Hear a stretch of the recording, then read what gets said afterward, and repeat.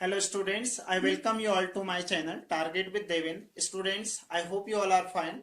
Today I am going to teach you about present indefinite tense, जिसे हिंदी में अपूर्ण वर्तमान काल कहते हैं।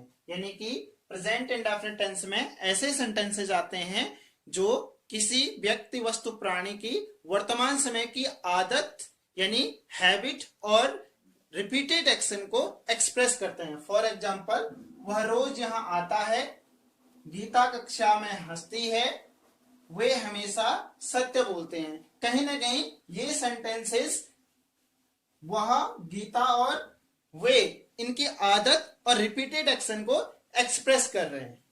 नाउ पहचान, इस टेंस की पहचान कैसे की जाती है? जैसे आप देख रहे हैं, वह रोज यहाँ आता है, गीता कक्षा में हंसती है, वे हमेशा सत्य बोलते हैं। यानी हम कह सकते हैं जिन हिंदी वाक्य के अंत में ता है, ती है और ते हैं आदि शब्द आते हैं, वो सेंटेंसेस प्रेजेंट इंडेफिनिट के होते हैं। यानी ता है, ती है, ते हैं आदि शब्द। Now positive sentences. How to translate positive sentences? Rule: subject, main verbs first form plus s or es plus object. Then what is subject? Subject यानी कि हिंदी में जिसे इसको क्या बोलते हैं? कर्ता, यानी कि काम करने वाला। फॉर एग्जाम्पल, राम एक पत्र लिखता है, तो इसमें काम करने वाला कौन है? पत्र लिखने वाला कौन है? राम है। तो ये क्या हो गया? कर्ता, राम। देन मेन वर्ब यानी कि एक्शन वर्ब, काम क्या हो रहा है? लिखने का हो रहा है, तो लिखना क्या हो गया? Main verb. That means right. Now use of S and E S. कहां पर एस का प्रयोग किया जाएगा, कहां पर ईएस का प्रयोग किया जाएगा, ये हमेशा कंफ्यूजन रहता है। देखते हैं, इसको क्लियर करते हैं। यदि हमारा सब्जेक्ट सिंगुलर होगा तभी एस और ईएस का प्रयोग किया जाएगा, पहला कॉन्सेप्ट। सेकंड, यदि हमारा सब्जेक्ट प्लूरल होगा तो मेन वर्ब में एस और एस का प्रयोग नहीं किया जाएगा। नेक्स्ट, कहां पर एस आएगा, कहां पर ईएस आएगा?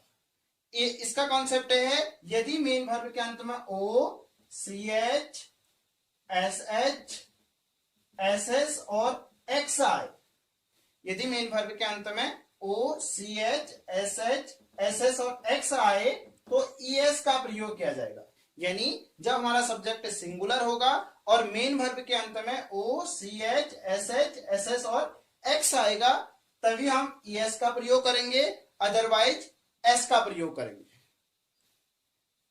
आई think you have understood. Then Ram writes. Then Ram singular है तो यहां पर क्या आएगा?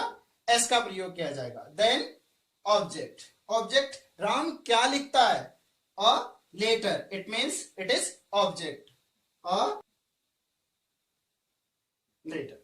नेक्स्ट एग्जांपल, वह मुझे पढ़ाता है। देन सब्जेक्ट अगेन, काम करने वाला कौन है? वह, that means he.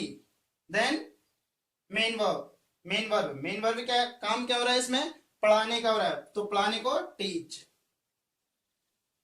Then S and E S, subject हमारा सिंगुलर है और मेन वर्ब के अंत में सी एच आया है तो ES.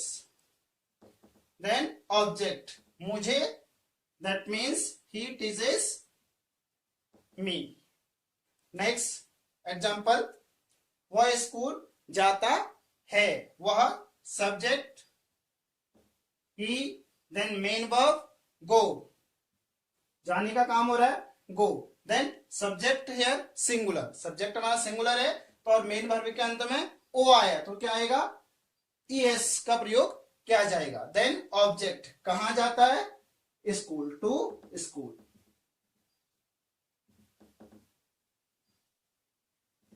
School. Then they school जाते हैं, again subject they, then main verb go.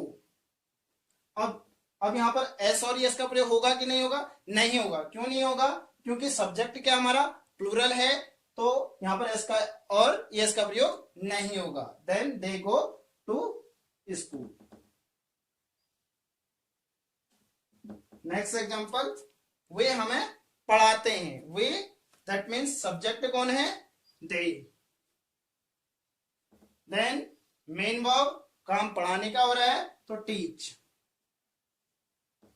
Then S and S, subject हमारा प्लूरल है तो यहां पर एस और एस का प्रयोग नहीं किया जाएगा। देन ऑब्जेक्ट किसे पढ़ाते हैं, हमें, अस।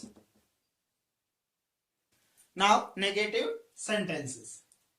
What is negative sentences? The sentence which gives the sense of no, that is called a negative sentence. अब इसका रूल होता है subject plus do oblique does plus not plus main verbs first form plus object. Subject क्या होता है, main verb क्या होता है, ऑब्जेक्ट क्या होता है, यह हम सीख चुके हैं। अब नया यहाँ पर क्या है, डू और डज, यानी कि डू कहां पर आएगा, डज कहां पर आएगा। स्टूडेंट, जब हमारा सब्जेक्ट सिंगुलर होगा, सब्जेक्ट हमारा सिंगुलर होगा, सिंगुलर यानी कि one, when a noun or pronoun denotes one, that is called a singular. It means he, she, it, Ramesh, a student, girl, ये सभी क्या बता रहे हैं, एक के बारे में बात कर रहे हैं, तो इसके साथ क्या आएगा, डज। यानी जब हमारा सब्जेक्ट सिंगुलर होगा तब हम डज का प्रयोग करेंगे। देन, और जब हमारा सब्जेक्ट प्लूरल होगा, यानी कि मोर देन वन की बात हो रही होगी, तो हम किसका प्रयोग करेंगे, डू का प्रयोग करेंगे। I, we, you, they, students, boys, girls, इस प्रकार के अगर हमारे पास सब्जेक्ट होंगे तो हम डू का प्रयोग करेंगे। फॉर एग्जाम्पल, वह मेरी सहायता नहीं करता है, वह इट मीन्स सिंगुलर, सब्जेक्ट हमारा क्या है, वह है, सिंगुलर है, तो हम किसका प्रयोग करेंगे, does. Then not, then main verb, main action क्या हो रहा है, सहायता करना। देन हेल्प, देन ऑब्जेक्ट मेरी, it means me, he does not help me. Next example, मैं एक सेब नहीं खाता हूं, मैं सब्जेक्ट है हमारा, दैट मीन्स आई, तो आई अपवाद है, इसको प्लूरल में रखा जाता है, तो आई के साथ डू का प्रयोग किया जाएगा। Then not, then main verb क्या है, खाना खाना, ईट। देन क्या नहीं खाता है, an apple, I don't eat an apple. Next, तुम एक गाना नहीं गाते हो, तुम, दैट मीन्स यू, सब्जेक्ट है हमारा, यू क्या है, प्लूरल है, तो प्लूरल के साथ क्या आएगा, do. Then not, then main verb sing और song, that means you don't sing a song. Then next example, हम उसे नहीं मारते, हम, दैट मीन्स वी क्या है, प्लूरल है, प्लूरल के साथ क्या आएगा, डू का प्रयोग किया जाएगा। Then not, we don't beat, beat किसे, उसे, that means him, it is object, it means we don't beat him. Next, interrogative sentences. Now interrogative sentences, there are two types of interrogative sentences. First one, yes and no type sentence. It's a rule, do oblique does, subject plus main verb first form plus object, यानी कि yes and no type sentence हमेशा helping verb से प्रारंभ होते हैं। For example, क्या वह रोज नहाता है, तो सब्जेक्ट क्या है इसमें, वह, दैट मीन्स वह क्या है, सिंगुलर है, तो ये क्या आएगा, does he bath daily,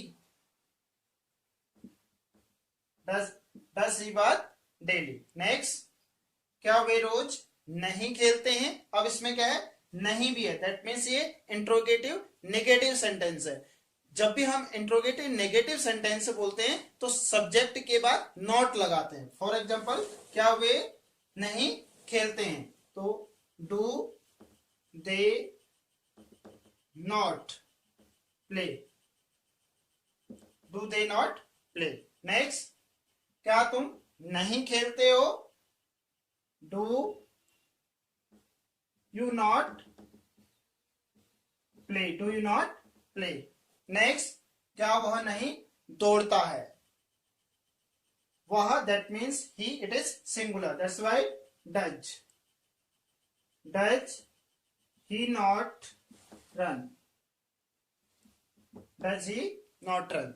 next, now WH type sentence, it's a rule, WH यानी कि question word, then same, do oblique does plus subject plus main verb first form plus object. For example, तुम क्यों चिल्लाते हो, that means तुम क्यों चिल्लाते हो, क्वेश्चन वर्ड सबसे पहले आएगा why, then helping verb why do you, subject हमारा प्लूरल है इसलिए do, why do you cry, why do you cry. Next, वह रोज कहां जाता है, that means where does he go daily, where does he go daily. Next, तुम क्यों नहीं लिखते हो, it is again interrogative negative sentence, why do you not write, why do you not write, WH, then helping verb do or touch, then subject, then not because it is interrogative negative, then main verb। Next, वे यहां क्यों नहीं आते हैं, again it is interrogative negative sentence, that's why do they not come here. Now use of who, present indefinite में who का प्रयोग कैसे किया जाता है, rule for it, who plus main verb first form plus S और ES plus object. आपको याद होगा मैंने एस और ईएस का रूल बताया था कि जब हमारा सब्जेक्ट सिंगुलर होगा तब मेन वर्ब के अंत में एस और ईएस का प्रयोग किया जाएगा। तो देखते हैं, जो हु है यहाँ पर एज अ सब्जेक्ट यूज किया जाता है। देखते हैं, तुम्हें अंग्रेजी कौन पढ़ाता है, कौन क्या है, ये स्वयं एक सब्जेक्ट है, तो हु, कौन पढ़ाता है, that is talking about one, that's why it is singular, who, then main verb क्या है, teach, who teach, then main verb के अंत में ch आया है और हमारा सब्जेक्ट क्या है, सिंगुलर है, तो यहां पर क्या आएगा, es, who teaches, then object, who, तुम्हें अंग्रेजी कौन पढ़ाता है, who teaches you English। Next, तुम्हें अंग्रेजी कौन कौन पढ़ाते हैं, दैट मीन्स कौन कौन पढ़ाते हैं, इनकी it is talking about more than one, that means जो हु है इसको प्लूरल के रूप में यूज किया जाएगा, who teach, who teach you English, who teach you English क्यों बोला मैंने, हु टीचेस यू इंग्लिश क्यों नहीं बोला, क्योंकि ये क्या है, हु कौन कौन की बात कर रहे हैं, इनकी मोर देन वन की बात कर रहे हैं, इसलिए यहां पर यस का प्रयोग नहीं किया गया। नेक्स्ट एग्जांपल, वहां कौन नहीं जाता है, कौन क्या है, ये स्वयं क्या है, एक सब्जेक्ट है, then who does not go there, यहां पर डज का प्रयोग क्यों किया गया, क्योंकि हमारा जो सब्जेक्ट है वो सिंगुलर है, एक की बात कर रहा है। नेक्स्ट, वहां कौन कौन नहीं जाते हैं, देन दैट मीन्स कौन कौन नहीं जाते हैं, it means it is plural, who do not, do not क्यों लिखा, क्योंकि हमारा सब्जेक्ट क्या है, प्लूरल है, who do not go there. One topic more, use of never, never का प्रयोग प्रेजेंट इंडेफिनिट में कैसे किया जाता है। देखिए, मैं कभी झूठ नहीं बोलता हूं, नेवर दैट मीन्स कभी नहीं, आई नेवर,